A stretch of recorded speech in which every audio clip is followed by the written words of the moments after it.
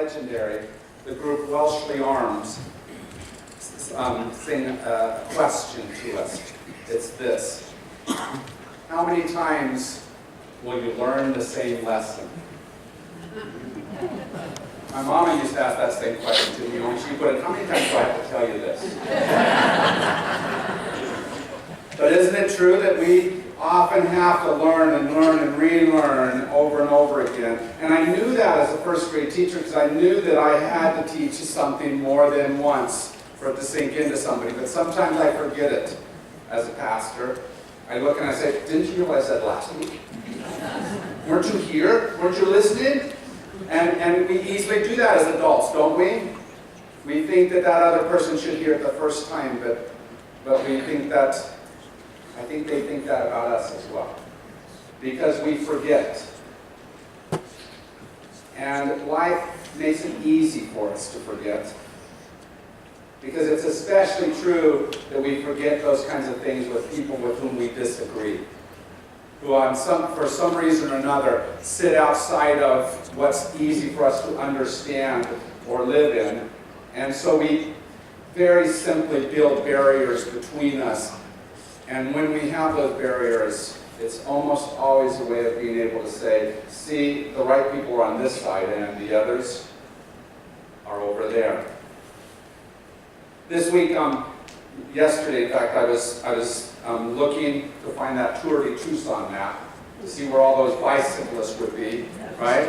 Because they were all over the city. How was it, Mary? Did you make it? Yeah. Yes. All right. It's always nice to get down off the route. You get finished, isn't it?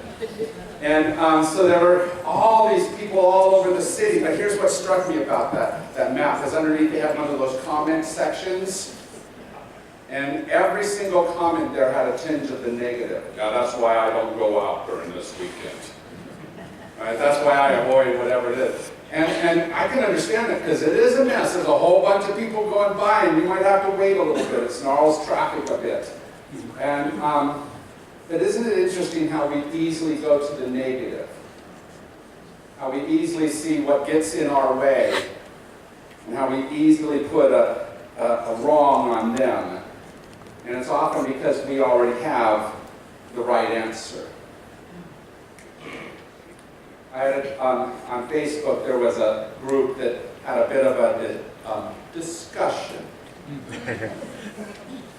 And it started off with somebody saying that we should call someone by the gender terms that they choose, not the gender terms that we feel comfortable with. And one person in particular kind of asked the question of why do they insist on, but then he went on and said this: I'm giving them a kindness when I treat them according to their assigned gender instead of giving in to whatever they want. And that's so easy for us to do if we think that we have the correct answer, the correct order of things, the right way of doing something. And it's something that we have done again and again through history. When it comes to our transgender brothers and sisters, we so easily do that. They ought to act this way, they ought to be this way, they ought to be called this thing that we think because it makes us comfortable. But when we do that, we diminish whoever they truly are. When we do that, we fail to see deeply into their selves, their souls, their spirits. We make them stand outside our established order. Kenneth Copeland is a pastor down in the Dallas-Fort Worth area, and he put a thing online this week that said something, if Christians don't support, and then he talked about his political values, and then he said they could be punished with, get this, with barrenness, with poverty, or even having a gay child.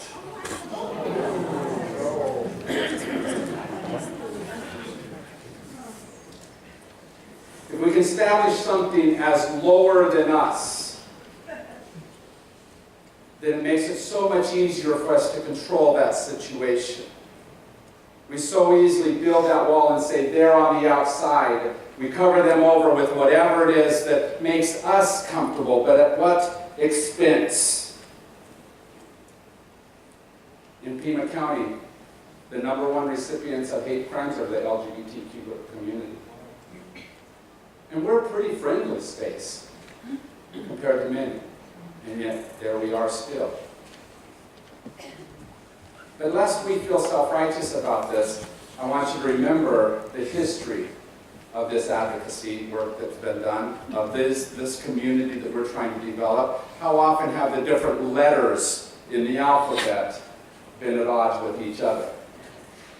L against G, or both of them hating B, or in the case of the T, how hard it has been for them to be established as part of that larger community. And little by little, we've tried to add those letters, and so the alphabet soup has gotten longer and longer and longer. But that's because we're trying to, as much as possible, trying to say, no, you do have a space at this table. But it hasn't always felt that way. The T has often felt like a relative outsider, and that's especially true when it comes to the church community. How many know that transgender folks just don't quite feel comfortable hanging out in churches?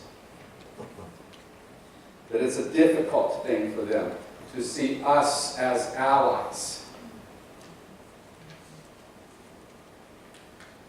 It's not the oppressed that have placed themselves in the closet. It is us who place someone else in the closet. It is us who build those walls and say, stay inside of that space that I've given to you. Stay inside of that space where I'm comfortable. I don't care if you're comfortable enough. Stay inside of that space where I am able to have what I need. We've not only exiled in there, we built the walls. But if we can build the walls, we can tear the walls down. Amen. Right? If we are responsible for having set somebody apart from us, we can also draw them closer. Isaiah 25, verse 4, just before the passage that was read, says this. Isaiah is talking to God and says, you have been a refuge to the poor, a refuge to the needy in their distress, a shelter from the rainstorm and a shade from the heat. And then talks about that great feast that God places on top of that barrier, that mountain that stands between us, and that invitation that God gives to come and be part of that feast. And who does he give it to? To all people. Amen. Who's invited to that table? And I guess I should say, when someone invites you to the table, maybe God is a she in that moment. Because that's who usually sets our tables too often, right? That's who prepares our meals too often. And this is the feminine aspect of God that's building this feast and inviting us to this table and saying, come and be part of this. And yet we stand on our side of the mountain and we look at those people on the other side and say, well, but there's a reason why I put them over there. And God says, I don't care. All are invited. And you know what? Isaiah calls that reason. He calls it a shroud.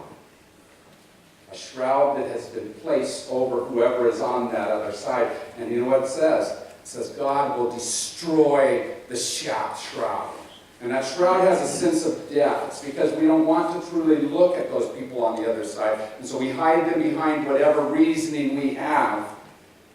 That God, it says, will swallow up death forever. Wipe away the tears, and the disgrace of the people will be taken away. I believe that the mountain upon which God constructs this feast is the barrier that we have constructed between us. However we've constructed that barrier, whatever it is that we've used to say someone belongs outside of my circle of love, God says, no, here I am on top of that barrier saying they're not outside of my circle of love. It's an invitation for all of us to be in community with all of us. But to do that, we have to destroy the shroud that we're still holding on to. We have to walk up that barrier that we've constructed, and we have to figure out in every moment how it is that we've set someone outside the circle of God's love. I've had a certain passage in the Old Testament in my mind over about the last 6 weeks, and I've been wanting to talk to you about it. And then about 3 weeks ago, Richard Rohr talked about that same passage, and he put in words exactly what I was thinking. And it's a passage that you might recall. Even my wife would tell me, don't assume that somebody knows. But this is the Noah and the Ark passage. You know that one, Jody? Yes! All right. Right. How do you know that? Noah and the Ark story. That's that cute children's story we tell that Noah went and got all the animals and brought them onto the ark. And here's what Richard Rohr says about it, that it's not just a cute children's story. Because he brings together all the opposites, the carnivores and the herbivores. Right? He brings together the wild and the domesticated. He brings together the male and the female. He brings together all these different types of animals. He brings them on the ark and then he shuts the door and locks it. And there they are trying to say, what do we do now? How do we get along? How do we live in this space where my enemy, or my lunch, is sitting just down the road from me? What do we do in that moment? How do we live in community? And he says this, holding things in their seemingly unreconciled state actually widens and deepens the soul. And then he goes on to say that when we are preserving and protecting the diversity inside, it's because there's a safe unity there created by God. God has brought us, every one of us, into the ark. And so somehow we can figure out how to, in the midst of that space where we are, figure out the struggle of whatever separates us, whatever makes us want to push away and cover with shrouds. Love is learned, he says, in the encounter with the otherness. Parker Palmer says, we live in the tragic gap between the way things are and the way we know they might be. And we have to figure out how to, in this space where everything's not right, in this space where we still have mountains built between us, we still have reasons why we don't like so-and-so or such and such, we have this thing that says, but we have to see how they can be, how they should be, and we have to continually draw not just ourselves, but our world towards that new vision. And it's an ongoing struggle, because the one thing I've learned is that as soon as we figure out how to add this letter to our alphabet, there will be someone else going, but what about me?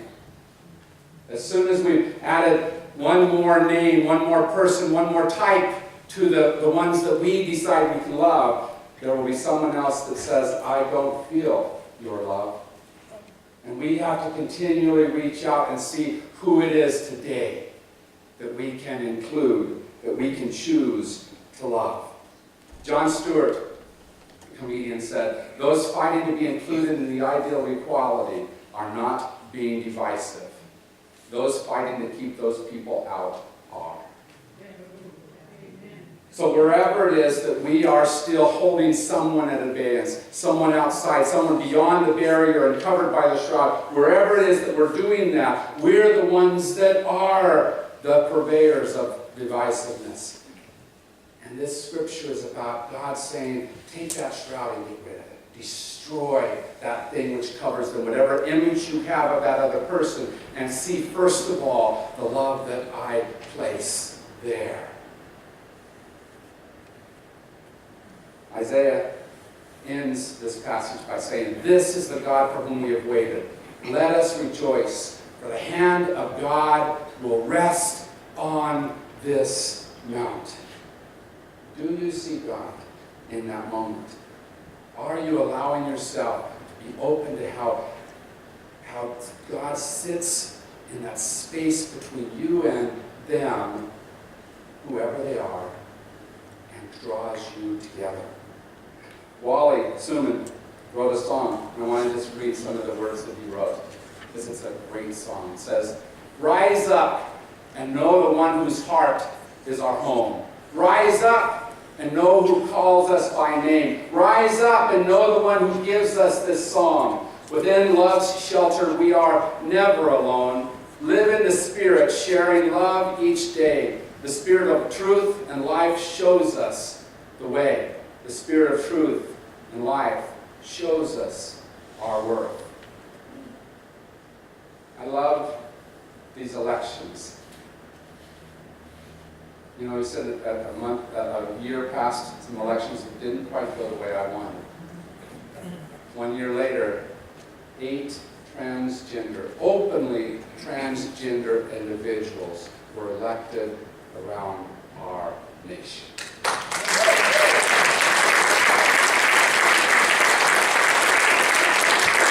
This is as strangely unwelcome to transgender issues as Georgia, right? And in Virginia, Danica Roem was elected to be able to fight in an election against a man who was openly anti-LGBT, who had sponsored the bathroom bills in that state, and she stood up, this thrash metal artist, and she said, let's think differently. Let's knock down some walls. In another election in New Jersey, a man named John Carmona, right after that other election, and especially right after those events around the inauguration where there was that huge other celebration called the Women's March, remember that? Where women from around this nation came together. He put up a meme right then, and it said this: will the women's protest be over in time for them to cook dinner?